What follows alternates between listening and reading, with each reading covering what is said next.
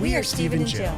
Together, we've been buying and reselling land since the 90s. Our data-centric approach leaves our buyers asking, how can you sell it so cheap? Here on the Land Academy Show, We answer that and more.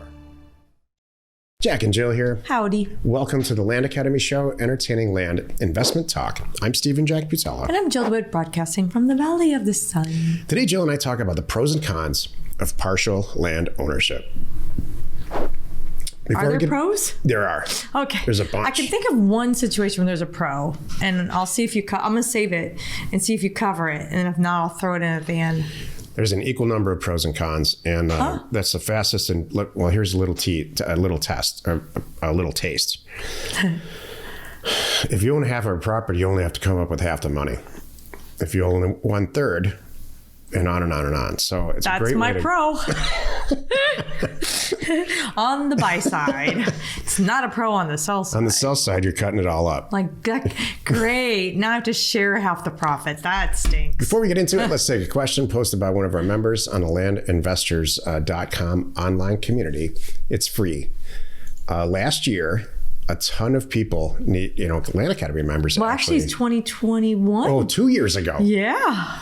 Needed help getting their mail campaigns in the mail, which I understand. There's a lot of moving parts to that. Yep.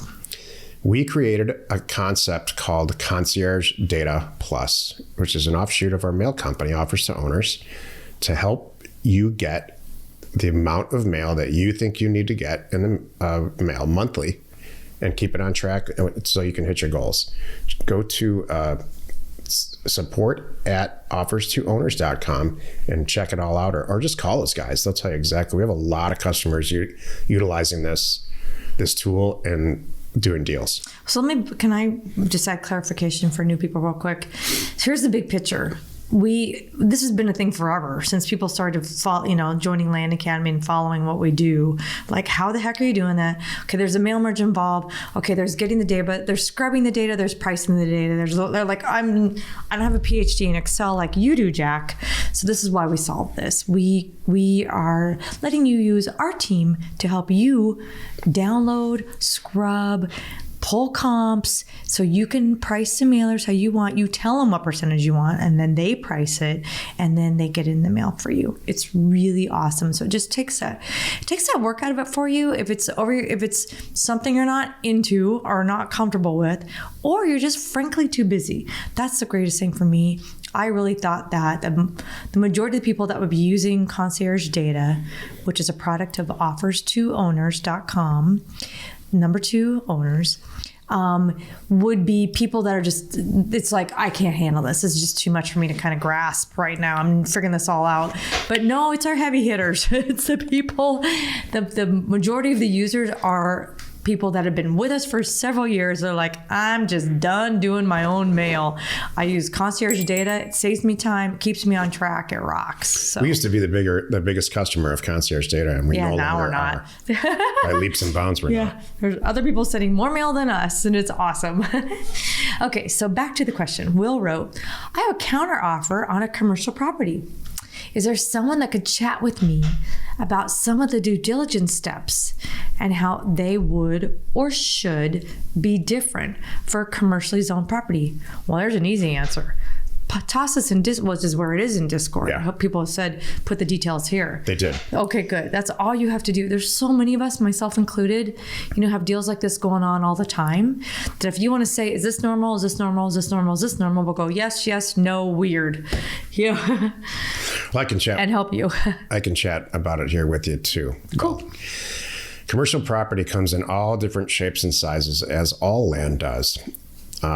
Commercial property could be, depending on how it's zoned, it could be zoned agricultural or general.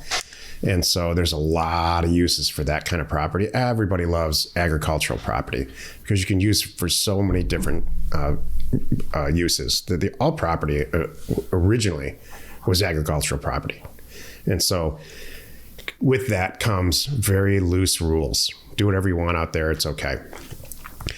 Well, now there's industrial property and office use property. It's all based on use. And a lot of commercial property now has been master plan zoned, where it's zoned for one specific use. It might be zoned for light industrial or warehouse, or heavy industrial. It might be zoned. Joe and I did a deal where a property was very specifically zoned for hotel motel.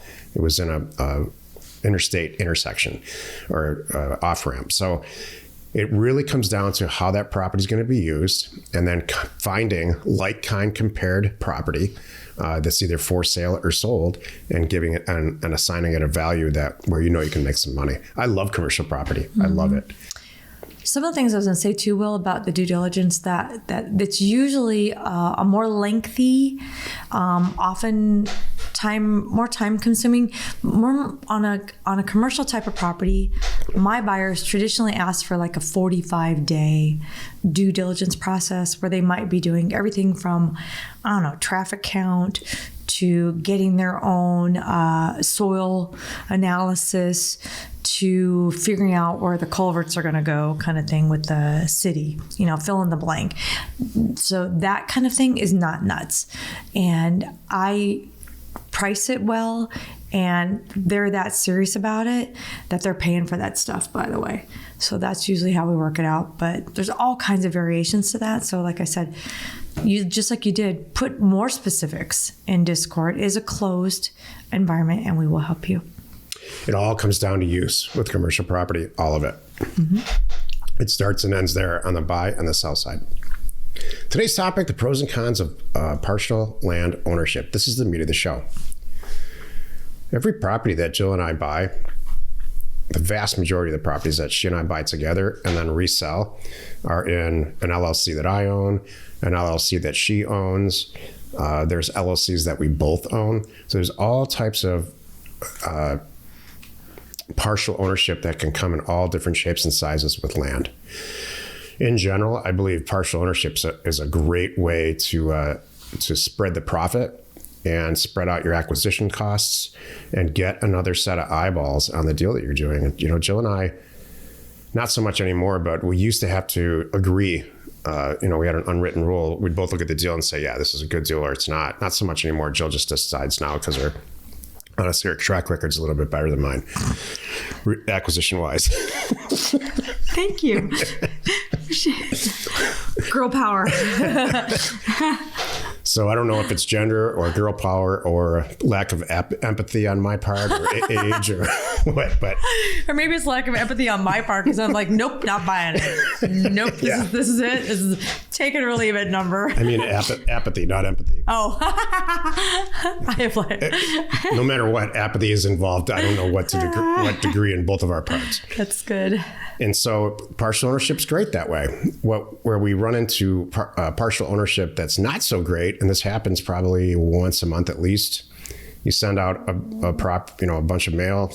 A seller calls back real excited, says, "I'd love to sell this property.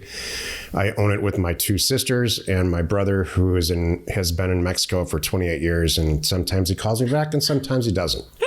So now you have four owners. They usually inherited it. Yep. That's how it happens. Sister A is all ready to sell it. Yep. The other two sisters, they don't care, but you know where to reach them.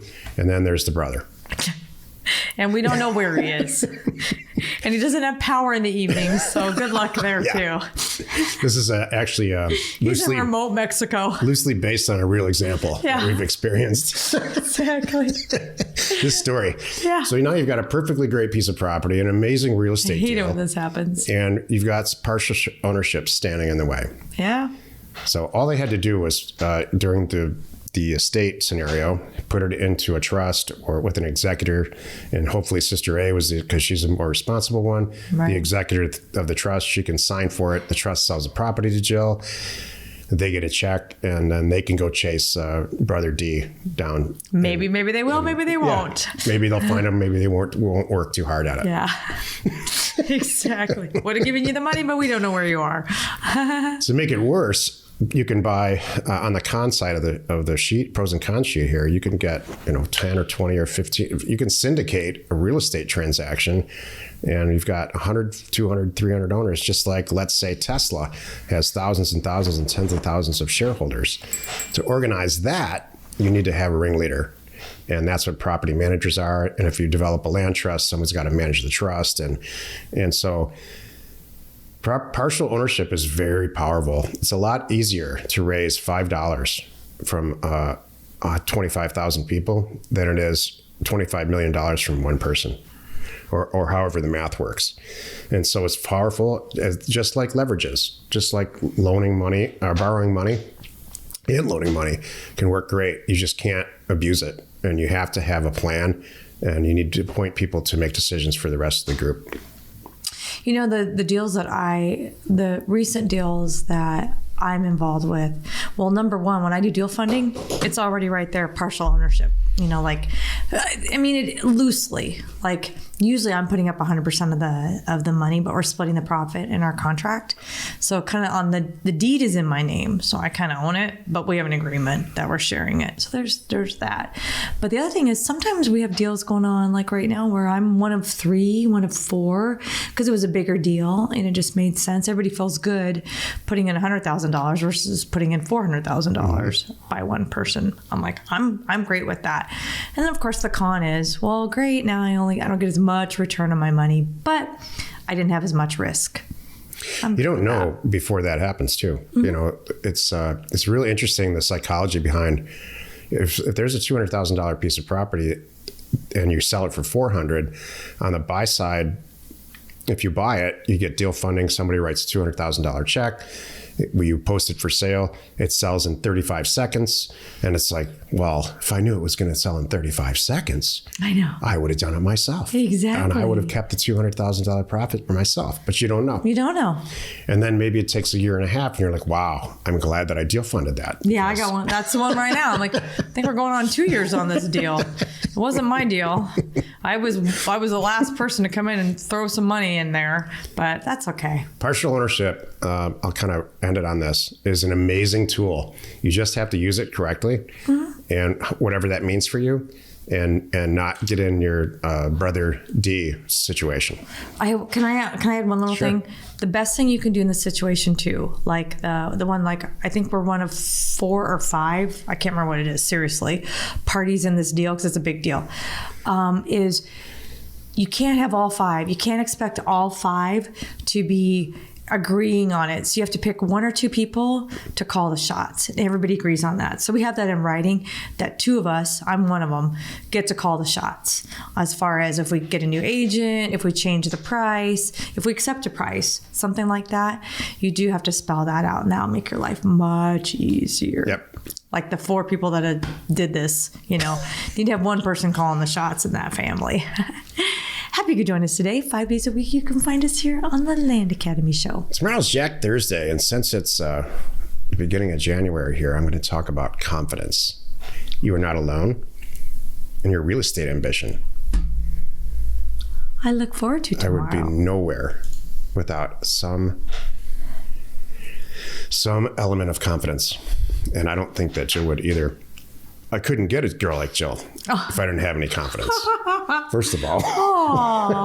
So confidence is so underrated and so not talked about enough, in my opinion. That's good. That's really good. I feel like we talk about it, women talk about it, but maybe it's just my little inner circle. Well, I'm going to have some questions for you tomorrow then. Oh, good. I would look forward to that. Hey, thank you for tuning in. By the way, we would love to connect with you live on Clubhouse. It's like a radio show on your phone. So check it out. Go to, on your phone, whether you're Android or Apple, doesn't matter. Find the Clubhouse app, download that, log in, join the Land Investing Club. Follow that, follow us, and you can connect with us the first and third Thursday of every month at 12 o'clock Pacific time. Again, it's live.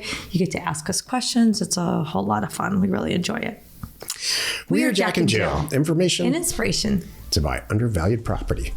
We hope you find our content valuable, and we appreciate your support. If you have not already, please check out our channel and hit the subscribe button. And your comments and suggestions help us to create the content you're here for. Hitting the like button helps to support our channel's algorithm and gauge your interest for future shows.